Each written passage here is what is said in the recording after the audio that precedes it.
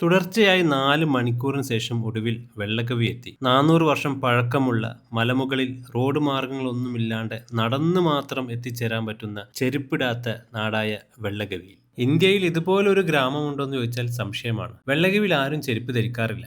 ഇനി അവിടെ വരുന്ന യാത്രക്കാരും ട്രെക്കേഴ്സും ചെരുപ്പ് ധരിക്കാൻ പാടില്ല.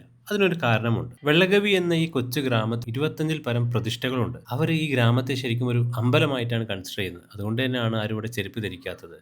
ശരിക്കും അവിടെ കേറി ചെന്നപ്പോൾ എനിക്ക് അനുഭവപ്പെട്ടത് നമ്മുടെ 'നൻപകൽ നേരത്തെ മഴക്കത്ത്' സിനിമയിലെ ആ ഒരു ഫ്രെയിമുകളും ആ നാട്ടിലൊക്കെ പോയൊരു ഫീലായിരുന്നു. തമിഴ്നാട്ട് ഗ്രാമങ്ങളിൽ കാണുവരുന്ന ആ വൈബും മൂഡൊക്കെ അടിപൊളി. ശരിക്കും ആ ട്രെക്ക് ചെയ്ത് വന്നതിൻ്റെ എല്ലാ ക്ഷീണവും ഈ ഗ്രാമത്തിലെത്തിയപ്പോൾ മാറിപ്പോയി ട്ടോ. കൊടൈക്കനാലില് ശരിക്കും വെള്ളത്തിൻ്റെ ഒരു പ്രതിസന്ധി കാര്യമായിട്ടുണ്ട്. അതുകൊണ്ടാണ് ഇവരെല്ലാം താഴെ നിന്ന് ഒരു അരുവിയിൽ നിന്നാണ് വെള്ളം കൊണ്ടുവരുന്നത്. വെള്ളം മാത്രമല്ല നിത്യോപയോഗ സാധനങ്ങളായ പച്ചക്കറികളും ഭക്ഷണവും ധാന്യങ്ങളും എല്ലാം കഴുതപ്പുറത്ത് കൊടൈക്കനാലിൽ നിന്ന് ഇറങ്ങി വരണം. എന്തിന്? അത്യാവശ്യ സൗകര്യത്തിനായി ഹോസ്പിറ്റലുകളോ ഹെൽത്ത് കെയറുകളോ വിദ്യാഭ്യാസ സ്ഥാപനങ്ങളോ ഒന്നും ഇവിടെയില്ല. വെള്ളക്കവിയിലെ ഒരു വീട്ടിലാണ് ഞങ്ങൾക്ക് ഉച്ചഭക്ഷണം അറേഞ്ച് ചെയ്തിട്ടുള്ളത്.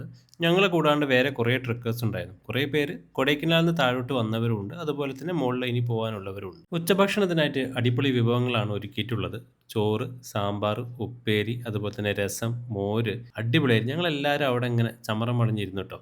സത്യം പറഞ്ഞു കഴിഞ്ഞാൽ മല കയറി വന്ന് ഞാൻ ശരിക്കും ടയേർഡായിരുന്നു. അത്രയും ആസ്വദിച്ചിട്ട് ഭക്ഷണം കഴിച്ച് കുറേ കാലത്തിന് ശേഷം. വിശക്കുമ്പോൾ ഭക്ഷണത്തിന് ഇത്രയും രുചി ഉണ്ടാവുമെന്ന് ഞാൻ തിരിച്ചറിഞ്ഞത് അന്നാ ട്ടോ. ഭക്ഷണത്തിന് ശേഷം ഒരു കാപ്പിയും കുടിച്ചതിന് ശേഷമാണ് ഞങ്ങൾ അവിടുന്ന് ഇറങ്ങിയത് ട്ടോ. ഇറങ്ങി പോരുമ്പോൾ ചെറുതായിട്ട് മഴയുടെ ഒരു കോളൊക്കെ ഉണ്ടായിരുന്നു. അത് നല്ലൊരു ചെറിയൊരു ചാറ്റൽ മഴ കിട്ടിയിട്ടു. ആ മഴയിൽ ഞാൻ കുറേ നാളത്തിന് ശേഷം മഴവില്ല് കാണാൻ പറ്റി ട്ടോ. നല്ല രസമായിട്ട് ആ മഴവില്ലിൻ്റെ ഓരോ നിറങ്ങളും നമുക്ക് എണ്ണി തിട്ടപ്പെടുത്താൻ പറ്റുന്ന രീതിക്ക് ഉണ്ടായിരുന്നു. പോകുന്ന വഴിയിൽ കുറേ ഞാവൽ പൂത്ത് നിൽക്കുന്നുണ്ടായിരുന്നു. ഞങ്ങൾ എറിഞ്ഞ് കുറേ ഞാവൽപ്പഴം കഴിച്ചു. ഞങ്ങളുടെ ക്യാമ്പ് സൈറ്റ് കുറച്ച് മുകളിലാണുള്ളത്. 2 ക്യാമ്പ് സൈറ്റാണുള്ളത്. ഞങ്ങളുടെ ക്യാമ്പ് സൈറ്റായ ഈഗിൾ നെസ്റ്റ് ആണിത്. ആ വിശേഷങ്ങളൊക്കെ അടുത്ത വീഡിയോയിൽ പറയാം.